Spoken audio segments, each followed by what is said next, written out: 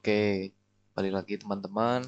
Setelah kalian sudah memodelkan kapal kalian dan sudah memvalidasi kapal, mulai dari hidrostatisnya ya, misalkan displacement yang paling paling mudah, displacement, kemudian atau CB, CP atau koefisien lain yang mungkin kalian mau validasi.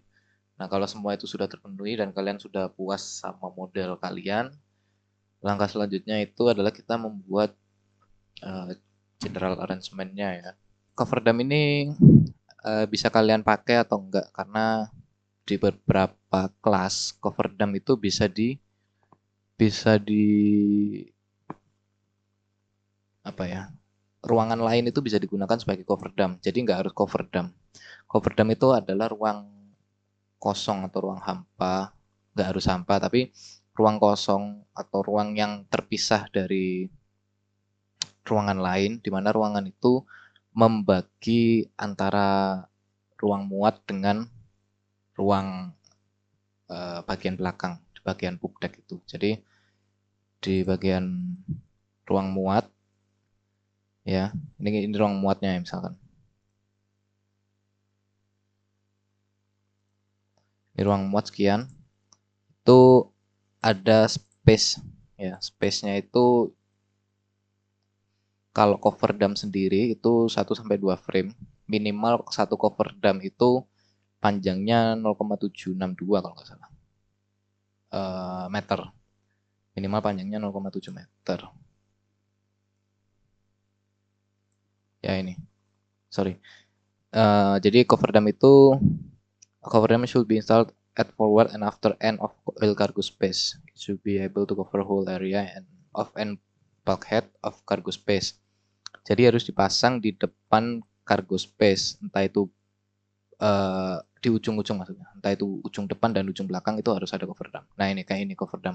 Cover damnya itu panjangnya 2 frame. Nah cover dam ini aku fungsikan sebagai air balas. Jadi cover dam itu untuk bukan membagi,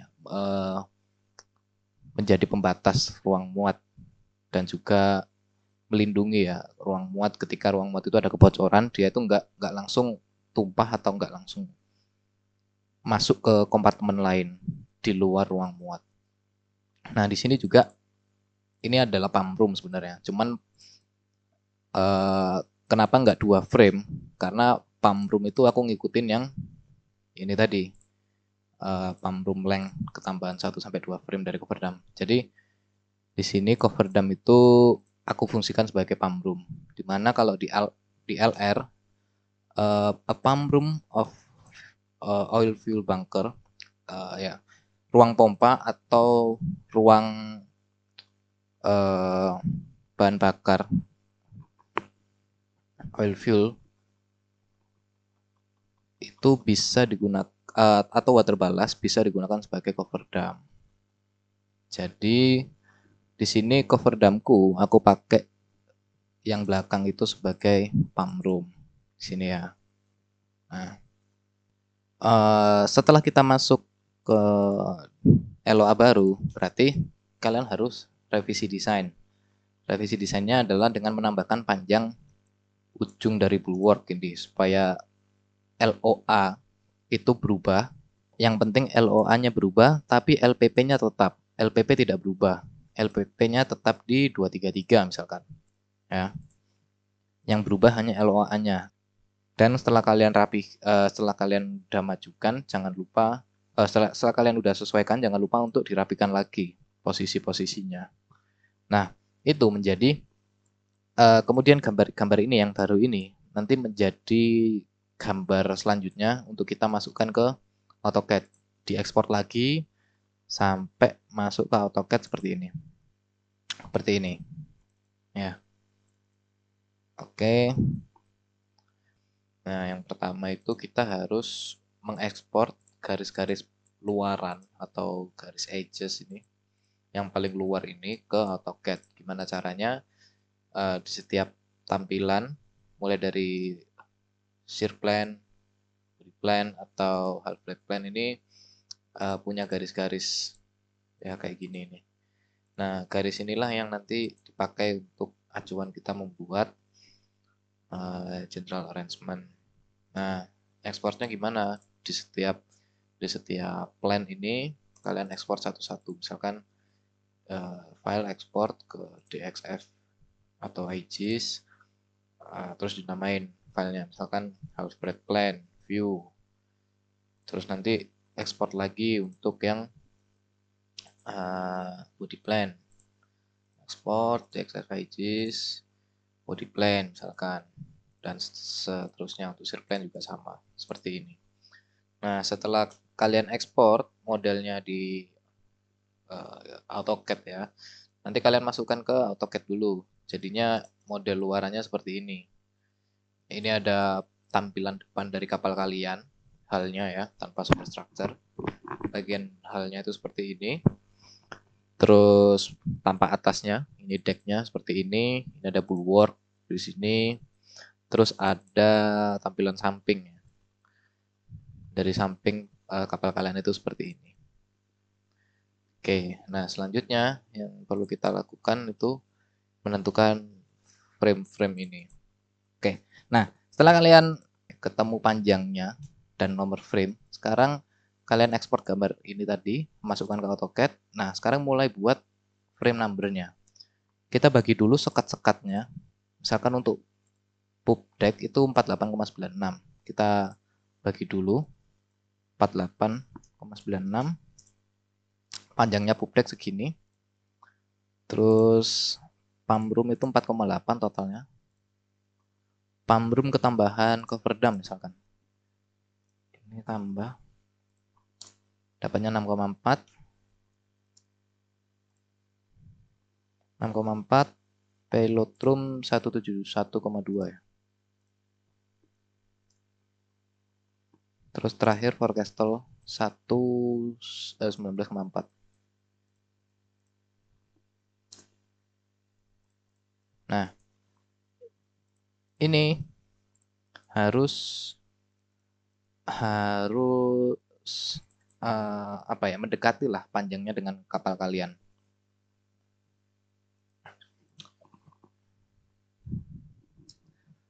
Ini kita taruh ujung dari ujung sini ya, ujung pub deck misalkan.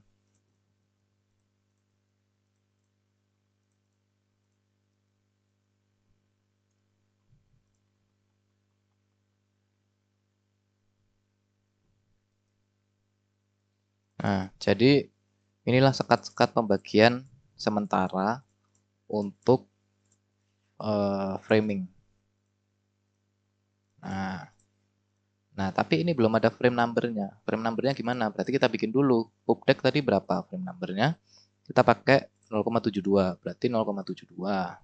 Setiap 0,72 ada pub deck. Nih ya, misalkan 0,72. Kita tarik garis. Ini kayak bikin penggaris aja sih. Maksudnya bikin bikin ada yang tinggi, ada yang kecil gitu ya. Yang tinggi itu angka kelipatan 5.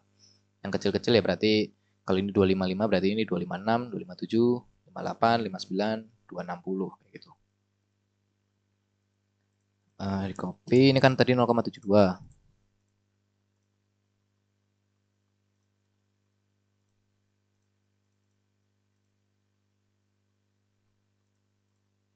Copy sampai panjangnya ngelebihi nggak apa-apa.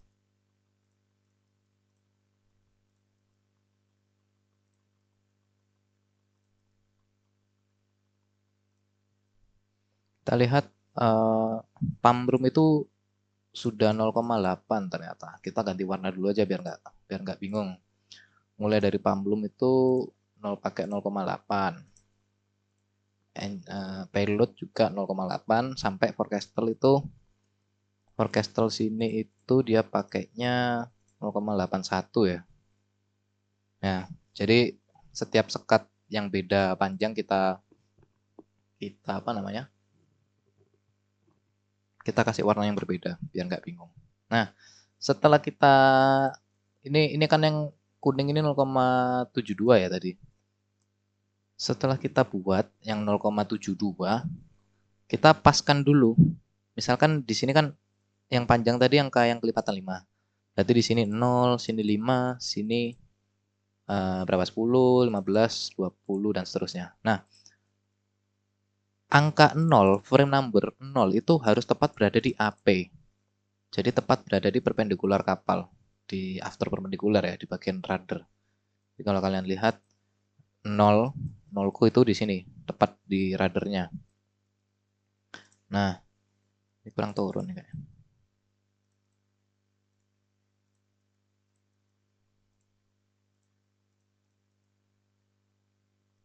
Kurang naik. Oke.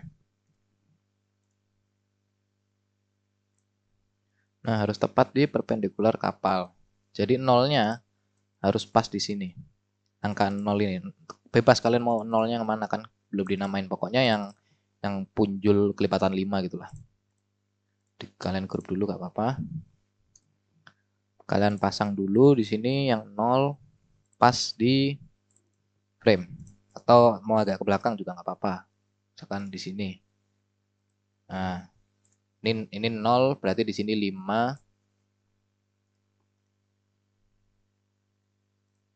0, 5, 10, 15, 20. Kalau di sini 0 berarti di sini min 5, min 7 dan seterusnya. Nah, setelah itu, nah ini kan di sini kan ada perbatasan ya. Bukan perbatasan. Iya, perbatasan. Maksudnya harusnya sudah ganti panjang frame. Nah, kita lihat dari potongan ini tadi, itu dia memotongnya di mana? Oh, sekitar sini. Berarti memotongnya di sini mulai ganti frame, mulai ganti panjang frame. Kalau kita lihat dari yang paling dekat, sebelumnya kan ada ini ya. Kalau kita lihat garis potong ini, yang paling dekat itu adalah dengan frame yang ini, bukan dengan frame yang ini. Jadi mulai ganti panjang frame itu mulai dari frame yang sini ya. Tadi berapa panjangnya 0,8 misalkan. Nah, berarti di sini mulai yang baru. Misalkan 0,8. 0,8. Nah, kita lihat dari frame terakhir ini. Frame terakhir ini kan misalkan katakanlah ini 50. Ini misalkan 50, 51, 52, 53, 54. Frame number 55, 56, 57, 58, 59, 60 berarti di sini tinggi ya garisnya, garis tinggi. 60, 61, 62. Nah, di sini 63. Lanjut. 63 terus 0,8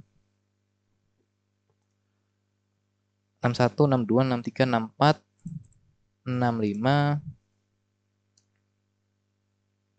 tinggi. Nah, jadi ketemu di sini 60, 61, 62, 63-nya sudah ganti panjang ya. Kita lihat dari 63 ini panjangnya sudah 0,8, tapi dari 62 ke 61 itu masih 0,72. Gini panjangnya. Jadi pergantian panjangnya nggak harus tepat berhenti di nomor yang kelipatan 5 nggak apa-apa. Nah, ini kayak gini, lakuin terus buat yang 0,8 dan seterusnya. Sini 0,8.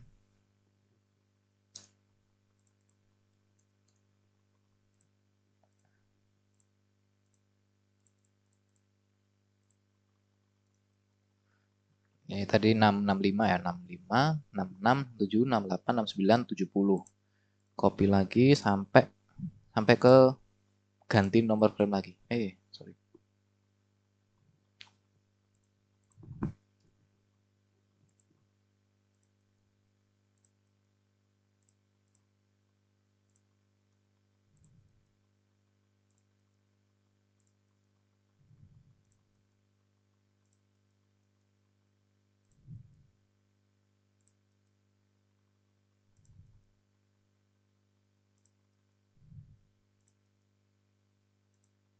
Oke.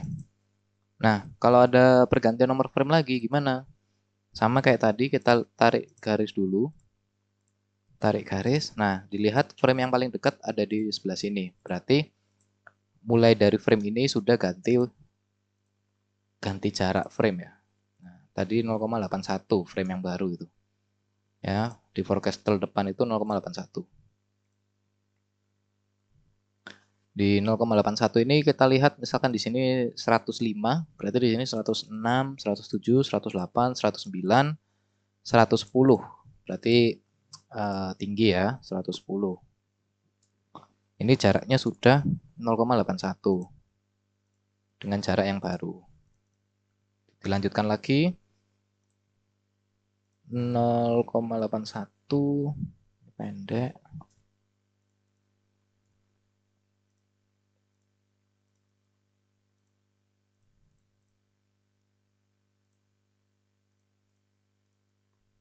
Dilanjutkan sampai depan.